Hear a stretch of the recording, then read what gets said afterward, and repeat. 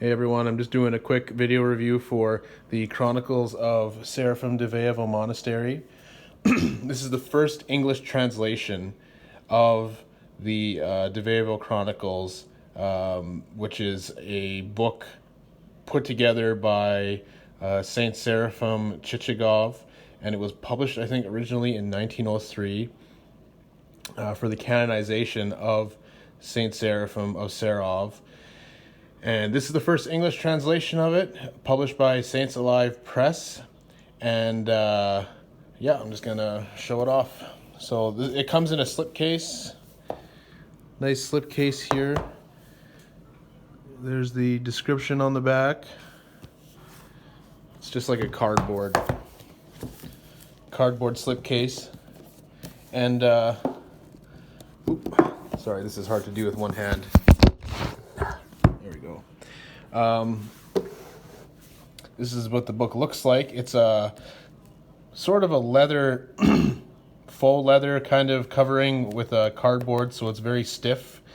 It looks really nice. It's got this foil stamping on the front of Saint Seraphim. It looks really nice, but it is actually very cheap feeling. The spine, the stamping on the back spine came off. I've only held this in my hands to read it, probably 2 or 3 times. All the other times I read it, I have it sitting on a table. But I've only held it in my hand for maybe a couple hours, and the back is almost completely gone already. I think it was gone already the first time I ever held it. So it's very cheap stamping that you're not going to want to touch, otherwise it's going to come off.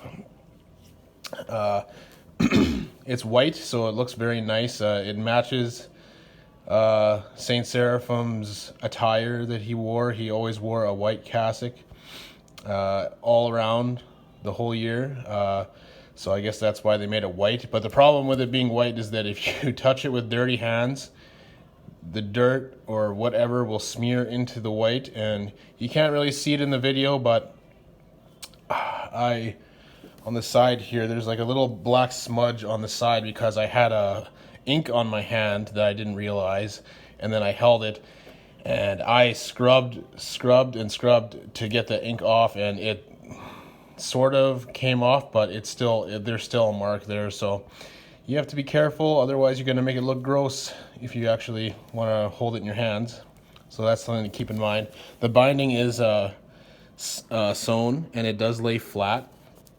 This looks very nice right now, but when I first got it, there was excess glue all over the head and tail bands. Like, so much excess glue sticking out, this ugly yellow glue that I had to slowly kind of remove, and now it's clear. But just keep in mind, if you get this, you're gonna have to remove all that glue, otherwise it's gonna be like, if you hold the book, it'll poke at your fingers and it looks really gross. So yeah, once you remove the glue, then it looks pretty nice. The back cover is just plain white.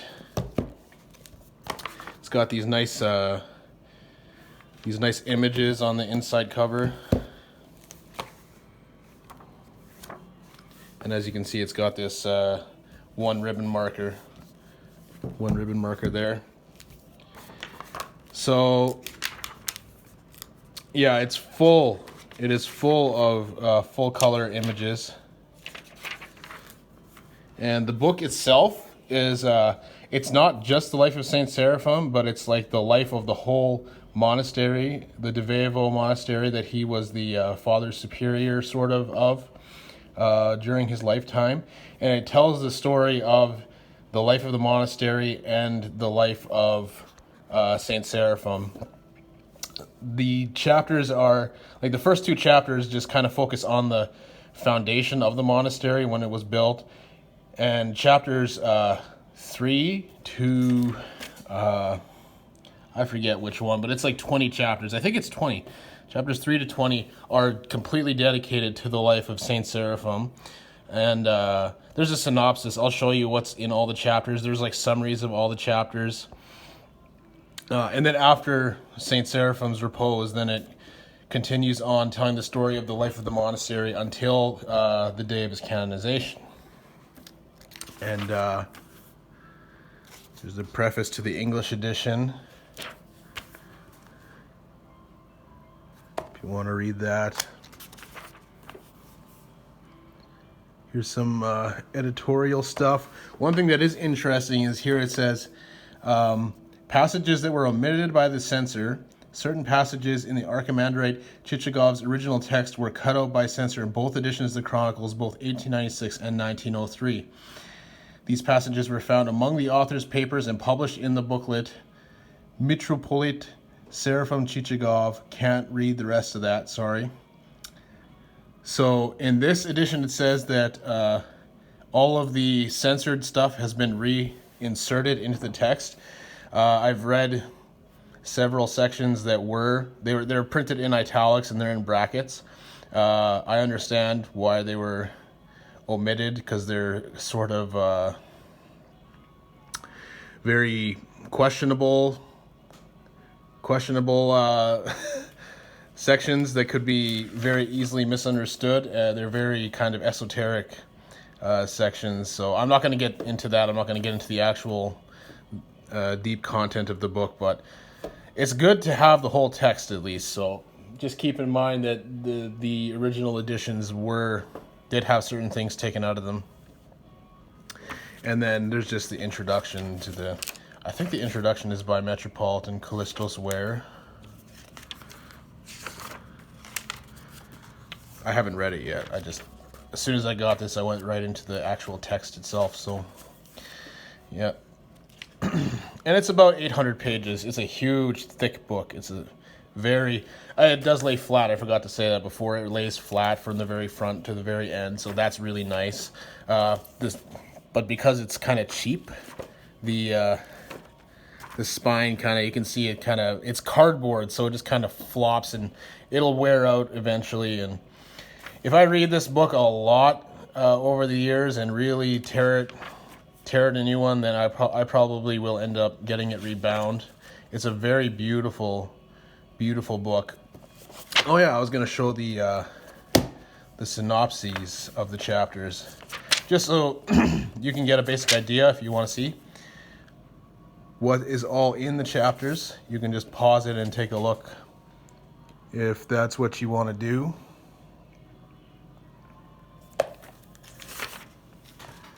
And I've got these here.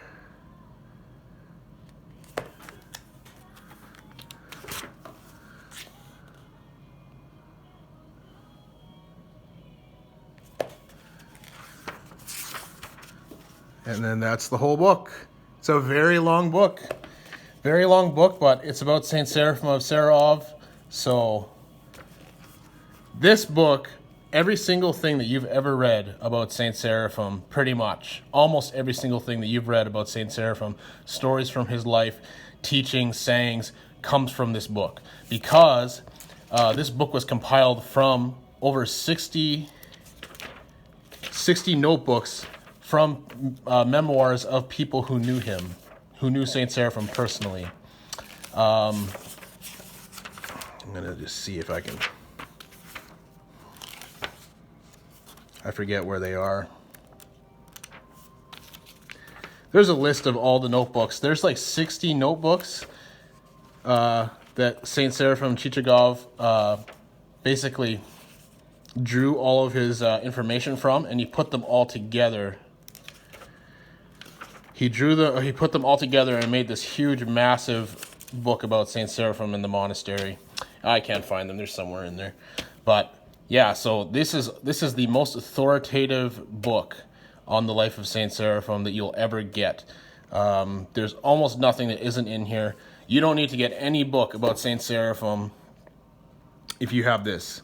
All of the other books are just footnotes compared to this one. And actually, someone told me on Facebook, someone told me that apparently there's a story about Saint Seraphim Chichagov. After he had finished writing this book, Saint Seraphim of Sarov actually appeared to him and said, "Is there anything else that you would like to know about me to put in your book?"